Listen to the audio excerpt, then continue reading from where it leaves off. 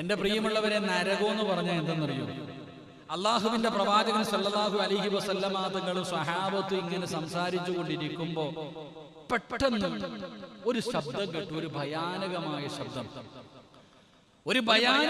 ശബ്ദം കേട്ടു. സ്വഹാബത്തൊക്കെ പേടിച്ച് വിറച്ചുപോയി. വല്ലാത്ത ശബ്ദം. അള്ളാഹുവിന്റെ റസൂൽ സല്ലല്ലാഹു അലൈഹി വസല്ലമ തങ്ങൾ ചോദിച്ചു, സഹാബ, ഈ ശബ്ദം കേട്ടത് എന്താണെന്ന് നിങ്ങൾക്ക് അറിയോ? അറിയില്ല നബിയെ. അല്ലാഹു റസൂലുഹു അലം. നബി, അല്ലാഹുവിന്റെ റസൂലിനെ അറിയത്തുള്ളൂ, ഞങ്ങൾക്ക് അറിയില്ല.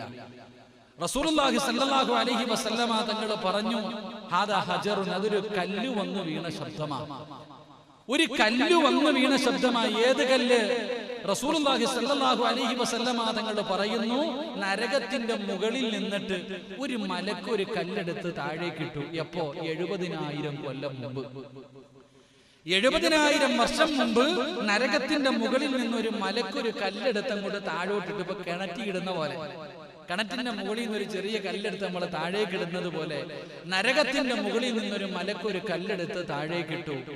ആ കല്ല് 70,000 കൊല്ലമെടുത്തു താഴെ വന്ന് വീഴാൻ. ആ കല്ല് താഴെ വന്ന് വീണ ശബ്ദമാണ് നിങ്ങൾ കേട്ടതെന്ന് നബി മുഹമ്മദ് മുസ്തഫ അല്ലാഹു അലം. അല്ലാഹു നമ്മളെ കാത്തിരക്ഷിക്കുമാറാകട്ടെ. അപ്പൊ ആഴത്ര ഉണ്ടാകും. എടാ, ഒരു കല്ല് താഴെ കിട്ടപ്പോ ആ കല്ല് താഴെ വന്ന് വീഴാൻ 70,000 വർഷമെടുത്തെങ്കിൽ ഇപ്പൊ ആൾക്കാരൊക്കെ കളിയാക്കിയിട്ട് ചോദിക്കും, ഈ ലോകത്തുള്ളവരെയൊക്കെ ഇടാൻ ഇപ്പൊ നരകം എന്തോ എത്ര വലുതാണല്ലേ? ഈ ലോകത്തുള്ളവരെ മുഴുവനും പിടിച്ച് നരകത്തിലാണ്. നരകത്തിൽ എടാ, നിന്റെ ഉമ്മയുടെ ഗർഭാശയം എത്രയുണ്ട്? ഉമ്മയുടെ വയർ എത്രയുണ്ട്? അതിനകത്തല്ലേ നമ്മളൊക്കെ കടന്നത്. അതെങ്ങനെ വന്നു നമ്മളതിനകത്ത് കിടക്കാൻ പറ്റുന്നു? ഉമ്മാടെ ഗർഭാശയത്തിന്റെ അകത്ത്. എന്തിന്? എത്ര കോടിക്കണക്കിന് പേര് ഹജ്ജിന് പോയാലും അറഫയുടെ മൈതാനയിൽ അല്ലാഹ് ആ ചെറിയ സ്ഥലം കണ്ടിട്ടുണ്ടോ? അള്ളാഹു പോയി സിയാറത്ത് ചെയ്യാൻ ഭാഗ്യം തരുമാറാകട്ടെ. അള്ളാഹു അവിടെ പോയി നിൽക്കാൻ അള്ളാഹു ഭാഗ്യം തരുമാറാകട്ടെ. അവിടെ പോയി നിൽക്കണം. കാരണം എന്തെന്നറിയോ? ചില പാപങ്ങൾ ജീവിതത്തിൽ ചെയ്താൽ തൗബ കൊണ്ട് പൊറുക്കും. 3 രീതിയിലാണ് ഒരു മനുഷ്യന്റെ പാപം പൊറുക്കുന്നത്. ഒന്നാമത്തെ പാപം, ഒരു മനുഷ്യൻ ജീവിതത്തിൽ സൽക്കർമ്മങ്ങൾ ചെയ്യുമ്പോൾ പാപം പൊറുക്കും. നമുക്കിത് പഠിക്കാം. ചില സൽക്കർമ്മങ്ങൾ പൊറുക്കുന്നത്, ചില പാപങ്ങൾ പൊറുക്കുന്നത്, നല്ല നല്ല കാര്യങ്ങൾ ചെയ്യുമ്പോൾ പാപം പൊറുക്കും. 2, തൗബ ചെയ്താൽ ചില പാപം പൊറുക്കും. 3, ചില പാപം പൊറുക്കണമെങ്കിൽ അത് അറഫയിലെ പൊറുക്കൂ എന്ന് നബി മുഹമ്മദ് മുസ്തഫ സല്ലല്ലാഹു അലൈഹി വസല്ലം തങ്ങൾ പറഞ്ഞു, ജീവിതത്തിൽ ചെയ്ത ചില പാപം പൊറുക്കണമെങ്കിൽ അവിടെ തന്നെ പോകണം. അള്ളാഹു പോകാൻ ഭാഗ്യം തരുമാറാകട്ടെ. കോടിക്കണക്കിന് ജനം പോയാലും ആ അറഫയിൽ ആളുകൊള്ളും. കാരണം ഉമ്മയുടെ ഗർഭാശയം വിശാലമാകുന്നത് പോലെ അറഫ അങ്ങ് വിശാലമാകുമെന്നാണ്. എന്റെ പ്രിയപ്പെട്ട സഹോദരങ്ങൾ, അപ്പൊ ഞാൻ പറഞ്ഞു വന്നത്, എന്റെ പ്രിയപ്പെട്ടവരെ, റസൂലുള്ളാഹി സ്വല്ലല്ലാഹു അലൈഹി വസല്ലമ തങ്ങൾ പറഞ്ഞു, എന്റെ പ്രിയപ്പെട്ട സഹോദരങ്ങളെ, നരകത്തിന്റെ വിശാലതയെ കുറിച്ചാ പഠിപ്പിച്ചേ. അപ്പൊ ആ നരകത്തിലേക്ക് നമ്മൾ അടുക്കും, സ്വർഗത്തിൽ നിന്ന് അകലും. 4, അള്ളാഹുവിന്റെ പ്രവാചകൻ പറയുകയാണ്, തെറ്റ് ചെയ്യുന്നതിലൂടെ സ്വന്തം ശരീരത്തെ നശിപ്പിക്കുകയാണ്. നമ്മുടെ ശരീരത്തിനെ നമ്മൾ നശിപ്പിക്കുകയാണ്. വീടി വലിക്കുമ്പോ തന്നെ എഴുതി വെച്ചിട്ടുണ്ട്, ഇത് വലിക്കരുത്, ശരീരത്തിന് നല്ലതല്ല. അല്ലെ? ഏത് സാധനം കഴിക്കുമ്പോഴും എഴുതി വെച്ചിട്ടില്ലേ? ശംഭു ആവട്ടെ, തുളസി ആവട്ടെ, എന്തോ ആകട്ടെ, എന്തിൽ എഴുതി വെച്ചിട്ടുണ്ട് ഇത് നല്ലതല്ല. എന്നാ അടിക്കുന്നതിൽ വല്ല കുറവുണ്ടോ? എല്ലാരും അടിക്കുക. എന്റെ പ്രിയപ്പെട്ട സഹോദരങ്ങളെ, ചിന്തിക്ക്. നമ്മുടെ ശരീരത്തിനെ നമ്മൾ നശിപ്പിക്കുന്നു. അല്ലാഹുവിന്റെ റസൂൽ അവിടെന്ന് പറയുകയാണ്, നിന്റെ ശരീരത്തിനെ നജസാക്കുകയാ, നിന്റെ ശരീരത്തിനെ നജസാക്കുകയാ. ഇത് ദുരന്തമല്ലേ സഹോദരാ? ഇതല്ലേ ഏറ്റവും വലിയ ദുരന്തം? അല്ലാഹുവിന്റെ റസൂൽ അവിടെന്ന് പറയുകയാണ്, അടുത്ത ദുരന്തം എന്തെന്നറിയുമോ? അല്ലാഹുവിന്റെ മലക്കുകൾ വെറുപ്പിക്കുകയാ. പാപം ചെയ്യുന്നതിലൂടെ പടച്ച റബ്ബിന്റെ മലക്കുകളുടെ ശാപം നമ്മൾ പിടിച്ചു വെക്കുകയാണ്. എന്റെ പ്രിയമുള്ളവരെ, നമ്മുടെ ചുമലിലിരിക്കുന്ന മലക്കുകളുണ്ടല്ലോ, അല്ലാഹുവേ നമ്മളെ സൂക്ഷിക്കാൻ അല്ലാഹു വിട്ടിരിക്കുന്ന മലക്കുകളുണ്ടല്ലോ. ഞാൻ കള്ളു കുടിച്ചാൽ ആ മലക്കുകളത് കാണുന്നില്ലേ? ഞാൻ വ്യഭിചരിച്ചാൽ അത് കാണുന്നില്ലേ? ഞാൻ പലിശ തിന്നാലത് കാണുന്നില്ലേ? എന്റെ പ്രിയമുള്ളവരെ, ഞാൻ ഏതെങ്കിലും ഒരു പെണ്ണിന്റെ കൂടെ വ്യഭിചരിച്ചു കൊണ്ടിരിക്കുമ്പോ എന്റെ ചുമലിലിരിക്കുന്ന മലക്കുകൾ അതിന് സാക്ഷിയല്ലേ? ഞാൻ കള്ളു കുടിക്കുമ്പോ എന്റെ ചുമലിലിരിക്കുന്ന മലക്കുകൾ സാക്ഷിയല്ലേ? പ്രവാചകൻ അവിടെന്ന് പറയുന്ന, ഒരു മനുഷ്യൻ മരണപ്പെട്ടാൽ, ഒരു മനുഷ്യന്റെ മരണമെടുത്താൽ ആദ്യമായിട്ട് കരയുന്നതാരെന്നറിയുമോ? ആദ്യമായിട്ട് കരയുന്നത് അഹങ്കരിച്ച് നടന്ന ഒരു മനുഷ്യനങ്ങ് മരണപ്പെട്ട ഇടതുഭാഗത്തിരിക്കുന്ന മലക്കുകളുണ്ടല്ലോ, ഒരു നല്ല മനുഷ്യനാണ് മരിക്കുന്നതെങ്കിൽ ആ മനുഷ്യന്റെ മരണം അങ്ങ് അടുക്കുമ്പോ, റൂഹ് പിടിക്കാൻ സമയമാകുമ്പോ, ആ മനുഷ്യൻ മരിച്ചു കഴിയുമ്പോ വലതുഭാഗത്തിരുന്ന മലക്കിറങ്ങി നിന്ന് കരയുകയാണ്. ചുമലിലിരിക്കുന്ന മലക്കുകൾ കരയുകയാ, അല്ലാഹുവേ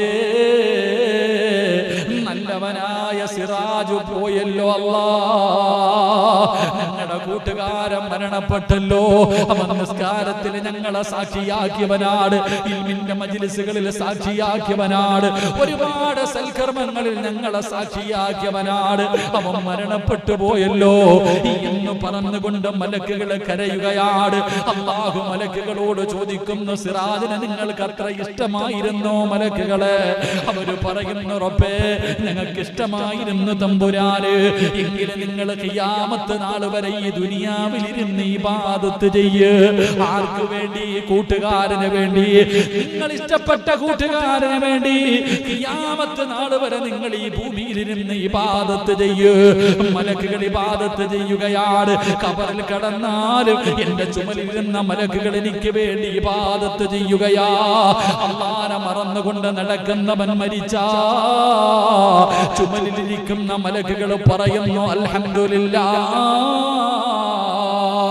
ഇവൻ ചത്തുപോയല്ല റബ്ബേ, ഇവൻ ചത്തുപോയല്ല റബ്ബേ, നിന്നെ സ്തുതിക്കുന്ന പടച്ചവരെ, ഇവനെ വെറുതെ വിടല്ലേ അല്ലാ, ഇവനെ വെറുതെ വിടല്ലേ അല്ലാ, ഇവൻ കള്ള് ഷാപ്പിൽ ഞങ്ങളെ കൊണ്ടുപോയി പടച്ചവരെ, വ്യഭിചാരശാലയിൽ കൊണ്ടുപോയി പടച്ചവരെ, വൃത്തികെട്ട സ്ഥലങ്ങളിൽ കൊണ്ടുപോയി പടച്ചവരെ, ഞങ്ങളെ ഒരുപാട് പാപങ്ങളിൽ സാക്ഷിയാക്കിയവനാണല്ലാ, ഇവനെ വെറുതെ വിടല്ലേ അല്ലാ. നമ്മുടെ ചുമലിലിരിക്കുന്ന മലക്കുകളെ നമുക്ക് എതിരായി ദുആ ചെയ്യുമെന്ന് മുത്തുനബി അവിടുന്ന് പഠിപ്പിക്കുമ്പോ അതിനേക്കാളും വലിയ ദുരന്തമെന്താണ്? അതിനേക്കാളും വലിയ ദുരന്തമെന്താ? എന്റെ പ്രിയപ്പെട്ടവരെ, റസൂലുള്ളാഹി പറയുകയാണ്, എന്റെ പ്രിയപ്പെട്ട സഹോദരാ, രാത്രിയും പകലും അല്ലാഹുവേ നിനക്ക് എതിരാവുകയാണ്. പകല് പാപം ചെയ്താ പകല് നിനക്കെതിരാവുകയാണ്, രാത്രി പാപം ചെയ്താ രാത്രി നിനക്ക് എതിരാവുകയാണ്. അങ്ങനെ രാവും പകലും നിന്നെ കൈയൊഴിയുകയാണ്. പത്താമത്തെ ദുരന്തം എന്തെന്നറിയോ? റസൂലുള്ളാഹി പറയുകയാ, പത്താമത്തെ ദുരന്തമെന്താ? ഈ പത്തനാപുരത്തുകാരനായ ഞാൻ ഇവിടെ ഇരുന്ന് ഇന്നത്തെ ദിവസം എന്തെങ്കിലും ഒരു പാപം ചെയ്തിട്ടുണ്ടെങ്കിൽ മദീനത്തു പച്ചക്കുപ്പയുടെ മടിത്തട്ടിൽ കിടന്നുറങ്ങുന്ന അഷ്റഫുൽ ഖൽഖി നബി മുഹമ്മദ് മുസ്തഫ സല്ലല്ലാഹു അലൈഹി വസല്ലമ തങ്ങള് ആ മുത്തുനബി അറിയുമല്ലോ, ആ മുത്തുനബി അറിയുമല്ലോ, ആ മുത്തുനബി പോലും എന്നെ കൈവിടുമല്ലോ, ആ പ്രവാചകൻ എന്നെ കൈയൊഴിയുമല്ലോ, ആ പ്രവാചകൻ എന്നോട് ദേഷ്യപ്പെട്ട പടച്ചവനെ ആരാരും സഹായിക്കാറില്ലാത്ത പടച്ച റബ്ബിന്റെ പരലോകത്ത് എന്റെ കയ്യിൽ പിടിക്കാൻ ആരാവുള്ളത്? എന്നെ സ്വർഗത്തിൽ കൊണ്ടുപോകാൻ ആരാവുള്ളത്? മുത്തുനബിയുടെ ചാരത്തേക്ക്, ഹൗദുൽ കൗസറിന്റെ ചാരത്തേക്ക് ഓടിച്ചെല്ലുമ്പോ റസൂലുള്ളാഹി എങ്ങാണ മാറ്റി ഓടിച്ചാ പടച്ചവരെ നമ്മളെക്കാളും വലിയ നഷ്ടവാളിയാരാ? അതുകൊണ്ട് സഹോദരങ്ങളെ, ഏറ്റവും വലിയ ദുരന്തം ഇതാണ്, ഏറ്റവും വലിയ ദുരന്തം ഇതാണ്. പത്താമത്തെ ദുരന്തമെന്തേ സഹോദരാ? ഏറ്റവും വലിയ ദുരന്തമെന്തേ? പത്താമത്തെ ദുരന്തമെന്താണ്? അതാ മലക്കുൽ മൗത്ത് അസ്റായീൽ ആകാശ ലോകത്ത് നിന്ന് ഇറങ്ങി വരുന്ന ഒരു ദിവസമുണ്ട്. എന്റെ മുന്നിൽ ഉറപ്പായിട്ടും വരും. ഇരിക്കുന്ന അൻസാരിയാകട്ടെ, അല്ലെങ്കിൽ ഇവിടെ ഇരിക്കുന്ന പ്രസിഡന്റ് ആകട്ടെ, ഇരിക്കുന്ന നിങ്ങളാകട്ടെ, ഓരോ മനുഷ്യന്റെ കണ്ണിന്റെ മുന്നിൽ ഫകസഫിനാ അൻക ഇതാക ഫബസറുകൽ യൗമ ഹദീദ്. സെക്രട്ടറി ആകട്ടെ, പ്രസിഡന്റ് ആകട്ടെ, ഇമാം ആകട്ടെ, മുഅദ്ദിനാകട്ടെ, ഏതൊരു മനുഷ്യന്റെ മുന്നിലാണെങ്കിലും അസ്റായീൽ എന്ന് പറയുന്ന മലക്ക് കടന്നു വരുമല്ലോ. എന്നിട്ട് തലയുടെ ഭാഗത്ത് നിൽക്കുകയാണ്. അല്ലാഹുവേ, മലക്കുകൾ ഇങ്ങനെ 70,000 ഇറങ്ങി വരുന്നത്. ഒന്നും രണ്ടും മലക്കുകളല്ല, 70 മുതൽ 70,000 വരെ. സിറാജിന്റെ റൂഹ് പിടിക്കാൻ ഒരു കാറ്റടിച്ചാൽ ആ താഴെ വീഴും. ആരോഗ്യമുള്ളവരെ കൈയുയർത്തിയൊന്നടിച്ചാ താഴെ വീഴുന്ന എന്റെ റൂഹ് പിടിക്കാൻ 70,000 മലക്കുകള്. പടച്ചവനെ, അതാ കാല് പിടിക്കുന്നത് ഒരു വിഭാഗം, 2 കാലും പിടിക്കുന്നു, കൈകൾ പിടിക്കുന്നു. മരിക്കുന്നവൻ അനങ്ങാത്തതിന്റെ കാരണം അതാ മോനെ, ഒരു കോഴിക്കുഞ്ഞിനെ അറുത്തിട്ടാ കടന്നു പിടയുമല്ലോ, കൈകാലുകൾ അടിക്കുമല്ലോ. കണ്ടാസ്വദിക്കുന്ന മനുഷ്യ അവസാനം തൊണ്ടക്കുടിയിൽ നിന്ന് റൂഹ് പോകുമ്പോ പടച്ചവനെ തലയിട്ടടിച്ചടിച്ച് അതിന്റെ കണ്ണവസാനം ഇങ്ങനെ അടയുന്നത് നോക്കി ചിരിക്കുന്ന ചെറുപ്പക്കാരാ, എന്റെ പ്രിയപ്പെട്ട സഹോദരാ, മോനെ, കണ്ണിലൂടെ ഇങ്ങനെ റൂഹിറങ്ങി പോകുന്ന രംഗമുണ്ടല്ലോ. എന്റെയും നിങ്ങളുടെയും റൂഹ് പിടിക്കുന്ന ഒരു സമയമുണ്ട്. ഈ തൊണ്ടക്കുടിയിൽ നിന്ന് റൂഹ് പിടിക്കുമ്പോ പറയണോ ലാ ഇലാഹ ഇല്ലല്ലാഹ്, പറയണോ ലാ ഇലാഹ ഇല്ലല്ലാഹ്. ഈമാനോടുകൂടിയുള്ള ഒരു മരണം വേണോ സഹോദരാ? വെള്ളിയാഴ്ച രാവിലൊക്കെ ഓരോ മനുഷ്യൻ മരണപ്പെടുന്നത് കാണുമ്പോ കൊതി തോന്നാറില്ലേ? ചിലരൊക്കെ വെള്ളിയാഴ്ച മരിക്കുന്നത് കാണുമ്പോ കൊതി തോന്നാറില്ലേ? മോനെ, നിനക്കൊരു നല്ല മരണം കിട്ടുമോ ചെറുപ്പക്കാരാ? മോനെ, ഏറ്റവും വലിയ ദുരന്തം ഈമാനില്ലാത്ത ദുരന്തമാ. ഈമാനില്ലാത്ത മരണം ഒരു വലിയ ദുരന്തമാ സഹോദരാ. അവനെക്കാളും വലിയ നഷ്ടവാളിയില്ലല്ലോ. ലാ ഇലാഹ ഇല്ലല്ലാഹ് പറയാൻ കഴിയാത്തവനെക്കാളും വലിയ നഷ്ടവാളിയാരാ? അല്ലാഹുവിന്റെ ഖുർആൻ പറഞ്ഞില്ലേ? അല്ലാഹുവിന്റെ പരിശുദ്ധമായ ഖുർആൻ പറഞ്ഞല്ലോ, ഏറ്റവും വലിയ വിജയാരെന്നറിയോ? പണവും അധികാരവും ഉള്ളവനല്ല. ഏറ്റവും വലിയ വിജയാരെന്നറിയോ? അവസാനം നന്നാക്കുന്നവനാ, ഈമാനോടുകൂടി മരിക്കാൻ ഭാഗ്യം കിട്ടിയവനാ. അല്ലാഹു നമുക്കതിനുള്ള ഭാഗ്യം നൽകുമാറാകട്ടെ.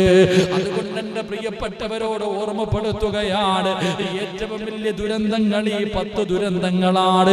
ഒരു മനുഷ്യനെ തെറ്റ് ചെയ്യുമ്പോ അവനെ സംഭവിക്കുന്ന ദുരന്തങ്ങളെ കുറിച്ചാണ് അല്ലാഹുവിന്റെ റസൂല് പറഞ്ഞത്.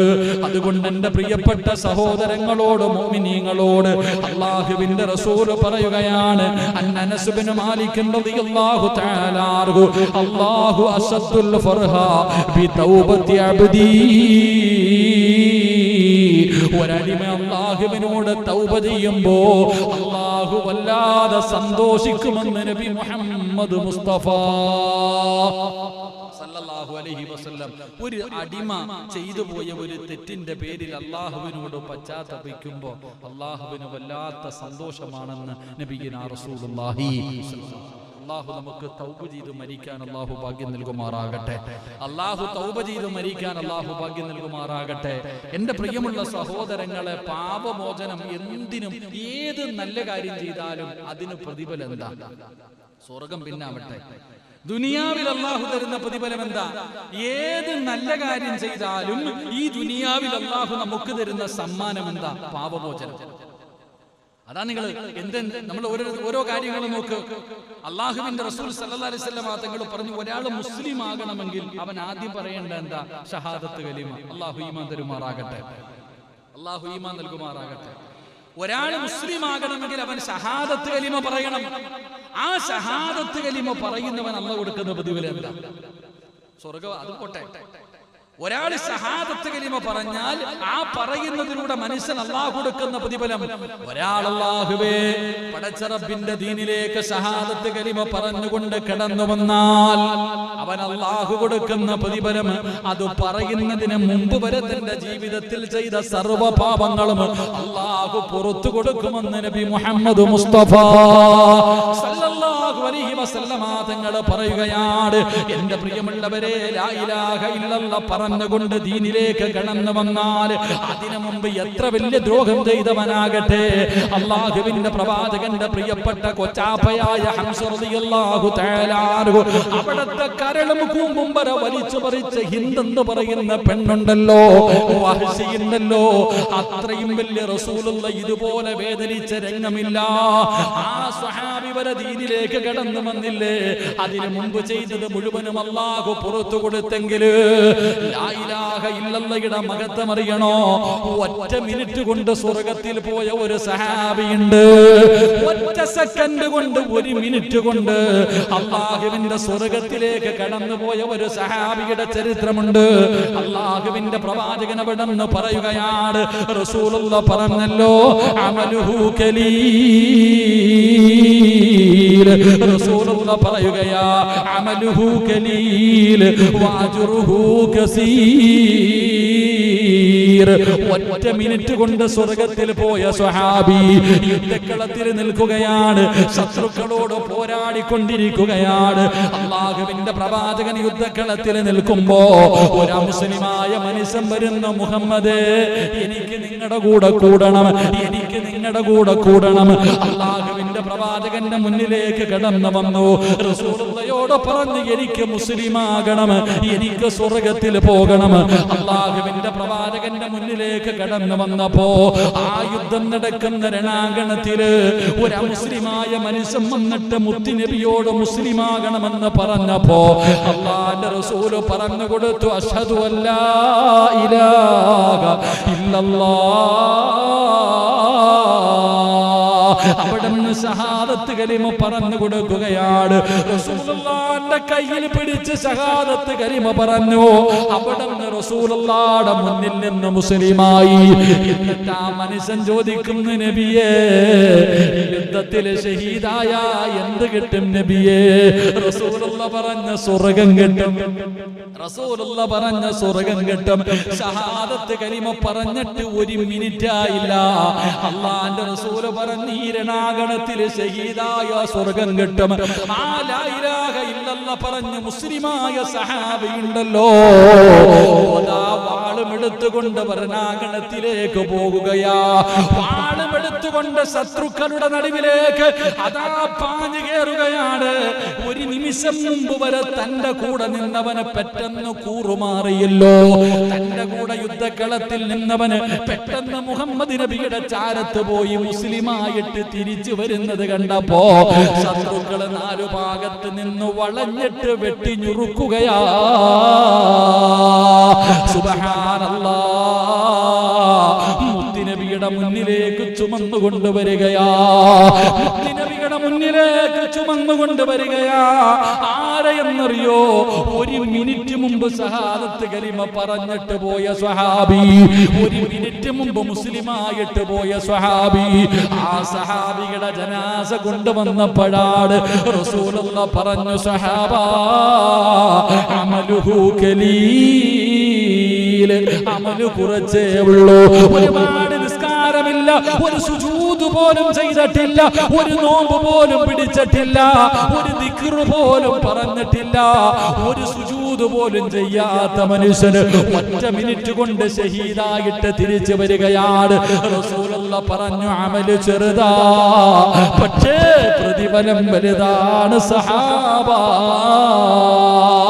അല്ലാഹുവിന്റെ സ്വർഗ്ഗത്തിലേക്ക് പച്ചപ്പറവയെ പോലെ പറന്നുപോയെന്ന ചരിത്രം പറയുമ്പോ ലാ ഇലാഹ ഇല്ലല്ലാഹ് വെറുതെ തെള്ളി നീക്കാറുള്ളതല്ല, തസ്ബീഹ് എടുത്ത് വെച്ച് ചിരിച്ചും കളിച്ചും പറയാറുള്ളതല്ല. ലാ ഇലാഹ ഇല്ലല്ലാഹ് പറഞ്ഞ അവന്റെ പാപം അല്ലാഹു പൊറുക്കുമെന്ന് നബി മുഹമ്മദ് മുസ്തഫ സല്ലല്ലാഹു അലൈഹി വസല്ലമ തങ്ങൾ. ഒറ്റ മിനിറ്റ് നിങ്ങൾ ചിന്തിക്ക്, ഒരു സുജൂദ് പോലും ചെയ്യാതെ സ്വർഗ്ഗത്തിൽ പോയ സഹാബി. അല്ലാഹു ഈമാൻ തരുമാറാകട്ടെ, അല്ലാഹു ഈമാൻ തരുമാറാകട്ടെ. അങ്ങനെ വേണം, അതാ മനുഷ്യന്മാര്. റസൂലുള്ളാഹി സ്വല്ലല്ലാഹി അലൈഹി വസല്ലമ തങ്ങളുടെ മുന്നിൽ വന്നിട്ട് പറഞ്ഞു, നബിയെ, എനിക്ക് മുസ്ലിം ആകണം, എന്ത് ചെയ്യണം? ഷഹാദത്ത് കലിമ പറഞ്ഞു കൊടുത്തു. യുദ്ധത്തിൽ പോയാൽ എനിക്ക് സ്വർഗ്ഗം കിട്ടും. വാള് കൊടുത്തോട്ട് അങ്ങോട്ട് പോയി നോക്കുമ്പോ തൊട്ട് മിനിറ്റ് മുമ്പ് വരെ കൂടെ നിന്നവൻ കൂറുമാറി തിരിഞ്ഞു വരാ. വിടുവോ? മിനിറ്റുകൾക്കുള്ളിൽ കൊണ്ടുവന്നു. അല്ലാഹുവേ, സ്വർഗ്ഗത്തിലേക്ക് പറന്നുപോയി. അല്ലാഹു ഈമാൻ നൽകുമാറാകട്ടെ. മഹാനായ അബൂബക്കർ സിദ്ദീഖ് റളിയല്ലാഹു തആല അൻഹു പറയുന്നു, മൻ ഷഹിദ അഷ്ഹദു അല്ലാ ഇലാഹ ഇല്ലല്ലാഹ് യുസദ്ദിഖു ഖൽബഹു ലിസാനഹു ദഖല മിൻ അബ്വാബി ജന്ന. റസൂലുള്ളാഹി സ്വല്ലല്ലാഹി അലൈഹി വസല്ലം തങ്ങൾ പറയുന്നു, ഏതെങ്കിലും ഒരു മനുഷ്യൻ വിശ്വാസത്തോടുകൂടി ഈമാനോടുകൂടി ലാ ഇലാഹ ഇല്ലല്ലാഹ് പറഞ്ഞാൽ സ്വർഗ്ഗത്തിന്റെ ഏത് വാതിലിലൂടെ വേണമെങ്കിലും വേണമെങ്കിലും അവന് സ്വർഗത്തിൽ കയറിപ്പോകാൻ പറ്റുമെന്ന് നബി മുഹമ്മദ് മുസ്തഫ സല്ലല്ലാഹു അലൈഹി വസല്ലമ തങ്ങൾ പറഞ്ഞു, സ്വർഗത്തിന്റെ ഏത് വാതിലിലൂടെ വേണമെങ്കിലും കയറിപ്പോകാം ലാ ഇലാഹ ഇല്ലല്ലാഹ് പറഞ്ഞാൽ. മഹാനായ അബൂ ഹുറൈറ റളിയല്ലാഹു തആല അൻഹു റിപ്പോർട്ട് ചെയ്യുന്ന ഹദീസ്, ഏതെങ്കിലും ഒരു മനുഷ്യൻ ഇഖ്ലാസോടുകൂടി ലാ ഇലാഹ ഇല്ലല്ലാഹ് എന്ന് പറഞ്ഞാൽ ഇല്ലാ ഹറമല്ലാഹു അലൈഹി നാർ, നരകത്തിന്റെ തീ അവനെ തൊടില്ല എന്ന് നബി മുഹമ്മദ് മുസ്തഫ സല്ലല്ലാഹു അലൈഹി വസല്ലം. അല്ലാഹു നമുക്ക് ഈമാൻ നൽകുമാറാകട്ടെ. അതാണ് ആ ദിക്റിന്റെ മഹത്വം, അതാണ് ആ ദിക്റിന്റെ മഹത്വം. എൻ്റെ പ്രിയപ്പെട്ട സഹോദരങ്ങളെ, അബൂ ഹുറൈറ അനസ് റളിയല്ലാഹു തആല അൻഹു റിപ്പോർട്ട് ചെയ്യുന്ന ഹദീസ്, നാളെ ഈ ദിക്ർ ഇത് പറയാത്തവന്മാര് മുഴുവനും വായിക്കകത്ത് കൈവച്ചിട്ട് കടിക്കുന്ന ഒരു രംഗമുണ്ട്. എടാ, കള്ളുകുടിയനാകട്ടെ, വ്യഭിചാരിയാകട്ടെ, എത്ര വലിയ വൃത്തികെട്ടവനാകട്ടെ, പക്ഷെ അവന്റെ നാവ് കൊണ്ട് ലാ ഇലാഹ ഇല്ലല്ലാഹ് പറഞ്ഞിട്ടുണ്ടെങ്കിൽ അവൻ ചെയ്ത പാപത്തിന്റെ ശിക്ഷ കഴിഞ്ഞിട്ടാണെങ്കിലും അല്ലാഹുവിന് സ്വർഗം കൊടുക്കുമെന്ന് നബി മുഹമ്മദ് മുസ്തഫ. എത്ര വലിയ പാപം ചെയ്തവനാണെങ്കിലും അവൻ ലാ ഇലാഹ ഇല്ലല്ലാഹ് എന്ന് പറഞ്ഞിട്ടുണ്ടോ, ഓൻ എന്നെങ്കിലും ഒരു കാലത്ത് സ്വർഗത്തിൽ പോകും. അപ്പോഴാണ് ഇത് പറയാത്ത മഹാന്മാരൊക്കെ പറയണത്, ഇതൊന്ന് പറയാൻ പോലും പറ്റിയില്ലല്ലോ അല്ലാഹ്. അവിടെ വെച്ചാണ് പൊളിച്ചവനും വറുത്തവനൊക്കെ പറയുക, അവിടെ വെച്ചാണ് ഇവരൊക്കെ പറയുന്നത്, ഇതൊന്നും ദുനിയാവിൽ വെച്ച് ഒരു വട്ടം ഒന്നും പറയാൻ പറ്റില്ലല്ലോ പടച്ചോനെ എന്ന് വായിക്കകത്ത് കൈവച്ച് കടിക്കുന്ന രംഗം. അള്ളാഹു നമുക്ക് ഈമാൻ നൽകി അനുഗ്രഹിക്കുമാറാകട്ടെ. എന്റെ പ്രിയപ്പെട്ട സഹോദരങ്ങളെ, ഇബ്ലീസ് തന്നെ പറഞ്ഞത് എന്നെ നശിപ്പിച്ചു കളഞ്ഞത് ഈ ലാ ഇലാഹ ഇല്ലല്ലാഹ് പറയുന്നതിലൂടെയാണ്. ഞാൻ പാപങ്ങൾ ചെയ്യാൻ വേണ്ടി എല്ലാവരെ കൊണ്ട് പാപം ചെയ്യിപ്പിക്കും, അവരെ ഞാൻ അങ്ങനെ പിഴപ്പിക്കാൻ നോക്കുമ്പോൾ അവന്മാര് ലാ ഇലാഹ ഇല്ലല്ലാഹ് പറഞ്ഞിട്ട് എന്നെ നശിപ്പിച്ചു കളയാ. മീസാനിലെ ഏറ്റവും ഭാരമുള്ള വസ്തുവാണ് ലാ ഇലാഹ ഇല്ലല്ലാഹ്. അതുകൊണ്ട് സഹോദരങ്ങളെ, വെറും ലാ ഇലാഹ ഇല്ലല്ലാഹ് ആക്കരുത്. അതേ ഉള്ളൂ, വെറും ലാ ഇലാഹ ഇല്ലല്ലാഹ് അല്ല, അത് പറയുമ്പോൾ അതിന്റെ അർത്ഥം മനസ്സിലാക്കി ലാ ഇലാഹ ഇല്ലല്ലാഹ് അതിന്റെ അർത്ഥം മനസ്സിലാക്കി പറ. അത് മീസാൻ നിറയ്ക്കുമെന്ന് ആദരവായ പ്രവാചകൻ നബി മുഹമ്മദ് മുസ്തഫ സല്ലല്ലാഹു അലൈഹി വസല്ലമ തങ്ങൾ പഠിപ്പിക്കുന്നു. എന്റെ പ്രിയമുള്ളവരെ, ഞാൻ പറഞ്ഞു വന്നത്, ലാ ഇലാഹ ഇല്ലല്ലാഹ് എന്ന് പറഞ്ഞാൽ പാപം പൊറുക്കുകയാണ്. ഷഹാദത്ത് കലിമ പറഞ്ഞാൽ പാപം പൊറുക്കുന്നു. 2, റസൂലുള്ളാഹി സ്വല്ലല്ലാഹു അലൈഹി വസല്ലമ തങ്ങൾ പറഞ്ഞു, 5 നേരം നിസ്കരിച്ച സമ്മാനം എന്താ? സ്വർഗം. പിന്നെ 5 നേരം ഒരു മനുഷ്യൻ നിസ്കരിച്ചാൽ അവന്റെ പാപങ്ങൾ മുഴുവനും അല്ലാഹു പുറത്തു കൊടുക്കുമെന്ന് നബിയിനാ റസൂലുള്ളാഹി. നിസ്കരിക്കുന്ന അല്ലാഹുവിന് നന്ദി കാണിക്കുമ്പോ സമ്മാനമായി അല്ലാഹു തരുന്നത് പാപമോചനം. നിസ്കരിച്ചു കഴിഞ്ഞാൽ ഒരു മനുഷ്യന്റെ പാപം അല്ലാഹു പൊറുക്കുകയാണ്. നിസ്കാരത്തിലൂടെ മനുഷ്യന്റെ പാപങ്ങൾ അല്ലാഹു പുറത്തു തരുന്നു. മഹദിയായ ഫാത്തിമ ബീബി റളിയല്ലാഹു തആല അൻഹ, അല്ലാഹുവിന്റെ പ്രവാചകൻ സല്ലല്ലാഹു അലൈഹി വസല്ലമ തങ്ങൾ തന്റെ കരളിന്റെ കഷ്ടമായ തന്റെ പൊന്നാര മകളായ ഫാത്തിമ ബീബി റളിയല്ലാഹു തആല അൻഹ, അല്ലാഹുവിന്റെ പ്രവാചകൻ അവിടുന്ന് തന്റെ പൊന്നാര മകളോട് പറയുന്നു, യാ അബാ ഫാത്തിമ ഇൻ അറദത അൻ തൽഖാനി ഫഅക്സിറു സുജൂദ്. അല്ലാഹുവിന്റെ പ്രവാചകൻ അവിടുന്ന് പറഞ്ഞു, ഫാത്തിമ, നാളെ നിനക്ക് എന്നെ കാണണോ? നാളെ ഉപ്പാടെ നിനക്ക് കാണണോ? ഉപ്പാടെ കൂടെ നിനക്ക് നടക്കാൻ ആഗ്രഹമുണ്ടോ? സുജൂദുകൾ അധികരിപ്പിക്കണേ ഫാത്തിമ, സുജൂദ് അധികമായിട്ട് ചെയ്യണേ ഫാത്തിമ, ഒരുപാട് നിസ്കരിക്കണേ എന്ന് പ്രവാചകൻ തന്റെ പൊന്നാര മകളോട് പറഞ്ഞു കൊടുക്കുകയാണ്. മഹാനായ ഇബ്നു ഉമർ റളിയല്ലാഹു തആല അൻഹു അവിടുന്ന് നോക്കുമ്പോൾ പള്ളിക്കകത്തൊരു മനുഷ്യന് സുജൂദിൽ കിടക്കുകയാ. ഒരു മനുഷ്യൻ നിന്ന് നിസ്കരിച്ചു കൊണ്ടിരിക്കുകയാണ്. മഹാനായ മഹാനായ ഇബ്നു ഉമർ റളിയല്ലാഹു തആല അൻഹു അവിടെ നിന്നവരോട് ചോദിച്ചു, ഈ മനുഷ്യൻ ആരാണെന്ന് നിങ്ങൾക്കറിയുമോ? ഈ ചെറുപ്പക്കാരൻ ആരാണെന്ന് നിങ്ങൾക്കറിയുമോ? അവിടെ പറഞ്ഞു, ഞങ്ങൾക്കറിയില്ല. അറിയുന്ന ആരെങ്കിലും ഉണ്ടെങ്കിൽ ആ മനുഷ്യനോട് പറ സുജൂദ് ദീർഘിപ്പിക്കാൻ. അല്ലാഹുവേ, ഇബ്നു ഉമർ റളിയല്ലാഹു തആല അൻഹു പറയുകയാണ്, അവിടെ പറഞ്ഞു, നിങ്ങൾ ആ മനുഷ്യനെ അറിയുമെങ്കിൽ പറഞ്ഞു കൊടുക്ക്, സുജൂദ് അധികരിപ്പിക്കാൻ, സുജൂദ് ദീർഘിപ്പിക്കാൻ. കാരണം എന്തെന്നറിയോ സഹോദരാ? പെട്ടെന്ന് ഒറ്റയ്ക്കൊക്കെ നമസ്കരിക്കുമ്പോ സുജൂദ് ദീർഘിപ്പിക്കണം. പെട്ടെന്ന് തലകുത്തി വീണിട്ട് എഴുന്നേക്കല്ലേ. ഒരു മനുഷ്യന് സുജൂദിൽ കിടക്കുമ്പോ അവൻ ചെയ്ത പാപങ്ങൾ മുഴുവനും തലയുടെ മുകളിൽ വന്നിരിക്കുകയാണ്. അവൻ സുജൂദിൽ കിടക്കുമ്പോ അവന്റെ പാപങ്ങൾ പൊഴിഞ്ഞ് താഴെ വീഴുമെന്ന് നബി മുഹമ്മദ് മുസ്തഫ സല്ലല്ലാഹു അലൈഹി വസല്ലമ തങ്ങൾ അവിടെന്ന് പറയുമ്പോ നമസ്കാരത്തിൽ ഒരിക്കലും അലസത കാണിക്കരുത്, നമസ്കാരത്തിന്റെ കാര്യത്തിൽ ഒരു വിട്ടുവീഴ്ചയ്ക്കും തയ്യാറാകരുത്.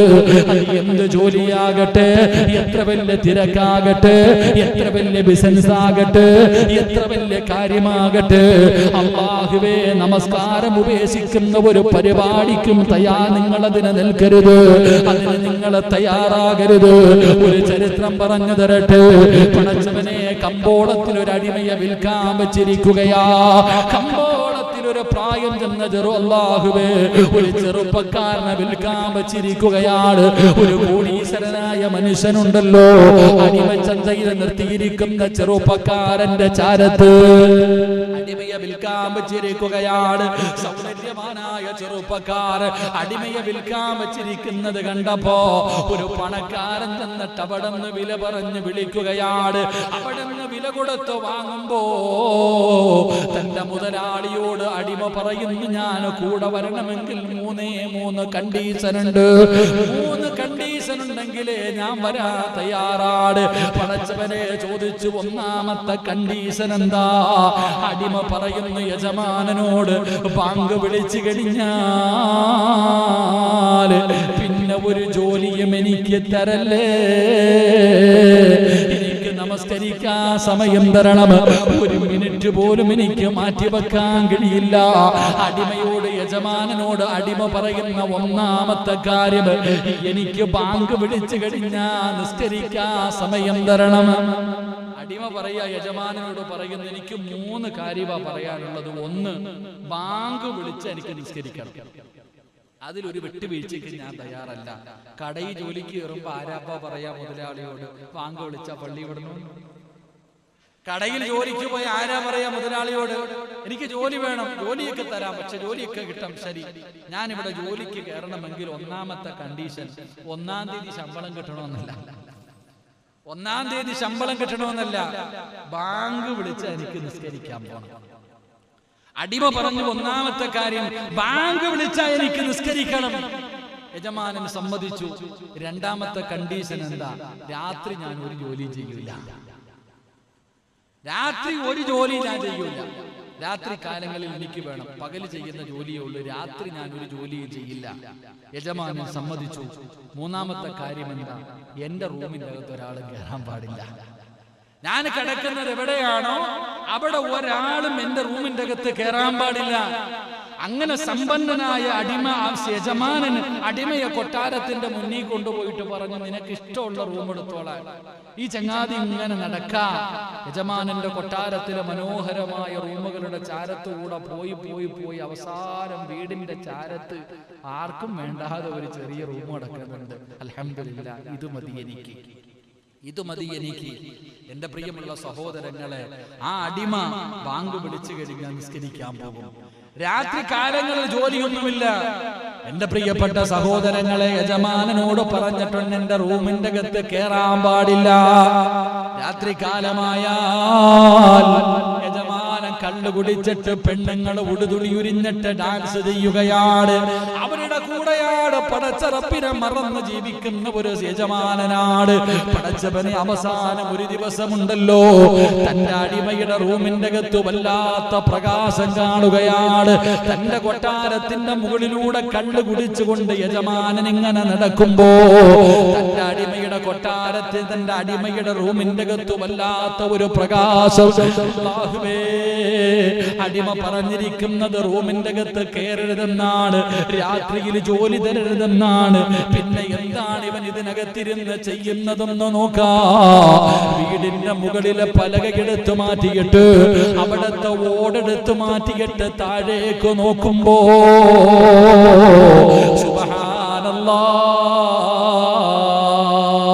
അടിമ സുജൂദിൽ കിടക്കുകയാ, അടിമ സുജൂദിൽ കിടക്കുകയാ. എന്നിട്ട് പടച്ചവനോട് പറയുന്നു, നാഥാ, പകല് ഒരുപാട് ജോലിയുള്ളത് കാരണം എനിക്ക് ഇബാദത്ത് ചെയ്യാൻ കഴിയുന്നില്ല റബ്ബേ. പകൽ എനിക്ക് യജമാനൻ ഒരുപാട് ജോലി ചെയ്ത് കൊടുക്കണമല്ലോ, അത് കാരണം എനിക്ക് ഇബാദത്ത് ചെയ്യാൻ സമയം കിട്ടുന്നില്ല.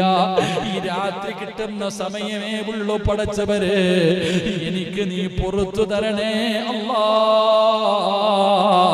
എന്നെ നരകത്തിൽ നിന്ന് കാക്കണേ അല്ലാ. സുജൂദിൽ കിടന്ന് കരയുകയാ. യജമാനം നോക്കുമ്പോ പടച്ചവരെ പകല് ജോലിയുള്ളത് കാരണം എനിക്ക് ഒരുപാട് നിസ്കരിക്കാൻ കഴിയുന്നില്ല. ഈ രാത്രി കിട്ടുന്ന സമയമേ ഉള്ള തമ്പുരാന് സുജൂദിൽ കിടന്ന് കരയുകയാണ്. യജമാനൻ അവിടെ തന്നെ ഇരുന്നു. അല്ലാഹുവേ, സുബഹിക്ക് ബാങ്ക് വിളിക്കുന്നത് വരെ ആ അടിമാതിന്റെ സുജൂദിൽ കിടന്ന് കരയുന്ന രംഗമാ. എന്റെ പ്രിയമുള്ള സഹോദരങ്ങളെ, നിസ്കരിക്കാൻ തുടങ്ങിക്കഴിഞ്ഞാൽ അങ്ങനെയാണ്. അത് വല്ലാത്ത ഒരു ലഹരിയാ ചെറുപ്പക്കാരാ. നമസ്കാരം ഒരു ലഹരിയാ മോരെ, നിസ്കാരം ഒരു ലഹരിയാ മോരെ. ആ നിസ്കാരത്തെ മനസ്സുകൊണ്ടങ്ങ് അതിലേക്ക് അടുത്ത് കഴിഞ്ഞാൽ അത് റബ്ബുമായിട്ടുള്ള ഒരു മുനാജാത്താണല്ലോ, അല്ലാഹുവിനോടുള്ള സംസാരമാണല്ലോ. അല്ലാഹുവേ, മഹാനായ അബ്ദുല്ലാഹിബ്നു നസ്ർ റളിയല്ലാഹു തആല അൻഹു, മഹാനായ അബ്ദുല്ലാഹിബ്നു ദാരിസ് റളിയല്ലാഹു തആല അൻഹു, മഹാനവറുകൾ അവിടുന്ന് സക്കറാത്തിന്റെ അവസ്ഥയിൽ കിടക്കുകയാ. അതാ രോഗം പിടിച്ച് മരണത്തോടെ മല്ലടിച്ചു കൊണ്ട് കിടക്കുമ്പോ മഹാനായ യഹ്യ ഇബ്നു ഉമർ റളിയല്ലാഹു തആല അൻഹു അവിടുന്ന് കാണാൻ പോവുകയാണ്. സക്കറാത്തിന്റെ അവസ്ഥയിൽ കിടക്കുന്ന ദാരിസ് തങ്ങൾ കരയുകയാ. അവിടുന്ന് കരയുകയാണ്. ഇബ്നു ഉമർ റളിയല്ലാഹു തആല അൻഹു അവിടുന്ന് ദാദാ മഹാനായ യഹ്യ ഇബ്നു ഉമർ റളിയല്ലാഹു തആല അൻഹു അവിടുന്ന് ചോദിക്കുന്നു, ദാരിസ് തങ്ങളെ എന്തിനാ കരയുന്നത്? മരണത്തിനെ പേടിച്ചിട്ടാണോ? മരണമടുത്തത് കൊണ്ടാണോ കരയുന്നത്? അവിടുന്ന് പറഞ്ഞു, ഒരിക്കലുമില്ല. ഞാൻ കരയുന്നത് എന്തിനെന്നറിയോ? അല്ലാഹുവേ, ഇനി മുതൽ എനിക്ക് നിസ്കരിക്കാൻ കഴിയില്ലല്ലോ, എനിക്ക് അല്ലാഹുവിന്റെ മുന്നിൽ സുജൂദ് ചെയ്യാൻ കഴിയില്ലല്ലോ. പാതിരാത്രി എഴുന്നേറ്റ് തഹജ്ജുദ് നിസ്കരിക്കുന്നതിന്റെ സുഖം എനിക്കിനി അനുഭവിക്കാൻ കഴിയില്ലല്ലോ, അതുകൊണ്ടാണ് കരയുന്നതെന്ന് പറയുമ്പോ, എടാ സഹോദരാ, എന്റെ പ്രിയപ്പെട്ട സഹോദരങ്ങളെ, നമസ്കാരത്തിൽ നിന്ന് വിട്ടു പിരിഞ്ഞു പോകുന്നതിന്റെ പേരിലാണ് മഹാനായ ദാരിസ് തങ്ങൾ കരഞ്ഞതെന്ന് ചരിത്രം പറയുമ്പോ, അതിനാ നമസ്കാരമെന്ന് പറയുന്നത്. ആ നമസ്കാരത്തിലാണ്, ആ നമസ്കരിച്ച് കഴിയുമ്പോഴാണ് ഉമ്മ പ്രസവിച്ചതുപോലെ സർവ്വ പാപങ്ങളും അല്ലാഹു പുറത്തു സ്വർഗ്ഗം തരുന്നത്. അങ്ങനെ നമസ്കരിക്കാൻ നമ്മളെ കൊണ്ട് കഴിയണമല്ലോ. അവസാനം യഹ്യ ഇബ്നു ഉമർ റളിയല്ലാഹു തആല അൻഹുവിനോട് ദാരിസ് തങ്ങൾ 2 വസിയത്താ കൊടുത്തത്. ഒന്നാമത്തെ വസിയത്ത് എന്തെന്നറിയോ? എനിക്കെന്ന് പറയാൻ ഈ ധരിച്ചിരിക്കുന്ന വസ്ത്രവും ഈ കിടക്കുന്ന പായും ആയിരിക്കുന്ന പാത്രവുമല്ലാതെ ഒന്നും എന്റെ കയ്യിലില്ല. എന്റെ സമ്പാദ്യമെന്ന് പറയാൻ ഇട്ടിരിക്കുന്ന വസ്ത്രം, ഈ ഇരിക്കുന്ന ഈ കടിക്കുന്ന പാത്രം, ഇത് മൂന്നുമല്ലാതെ എന്റെ കയ്യിലൊന്നുമില്ല. അതുകൊണ്ട് ഞാൻ മരിച്ചു കഴിഞ്ഞാൽ ഇരിക്കുന്ന പാത്രവും പായയും സദഖ കൊടുക്കണേ. ഇരിക്കുന്ന പാത്രവും ഈ പായയും സദഖ കൊടുക്കണേ. എന്നിട്ട് ഞാൻ ധരിച്ചിരിക്കുന്ന ഈ വസ്ത്രം ഊരി മാറ്റരുത്. ഞാൻ ധരിച്ചിരിക്കുന്ന ഈ വസ്ത്രം ഊരി മാറ്റരുത്. ഈ വസ്ത്രം ഇട്ടുകൊണ്ടാ ഞാൻ നിസ്കരിച്ചത്, ഈ വസ്ത്രം ധരിച്ചുകൊണ്ടാ ഞാൻ നിസ്കരിച്ചത്.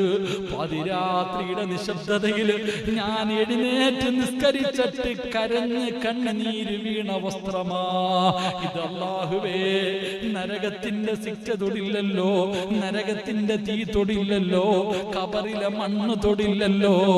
അതുകൊണ്ട് എന്നെ ഈ ധരിച്ചിരിക്കുന്ന വസ്ത്രത്തോടെ കഫം പൊതിയടേ. എന്റെ പ്രിയമുള്ള സഹോദരാ, നമസ്കാരം അല്ലാഹുവിന് വേണ്ടി ചെയ്യുന്ന കാര്യമാ. അത് ചെയ്യുമ്പോ അല്ലാഹു തരുന്ന പ്രതിഫലം, നമ്മുടെ പാപം അല്ലാഹു പുറത്തു തരുമെന്ന് നബി മുഹമ്മദ് മുസ്തഫ സല്ലല്ലാഹു അലൈഹി വസല്ലമ തങ്ങൾ പറയുമ്പോ എന്റെ പ്രിയമുള്ളവരെ, നോമ്പ് പിടിച്ച പ്രതിഫലം എന്താണ്? നോമ്പ് പിടിച്ച നമ്മുടെ പാപം പൊറുക്കുകയാണ്. നോമ്പ് പിടിക്കുന്നവന്റെ പാപം പൊറുക്കുകയാണ്.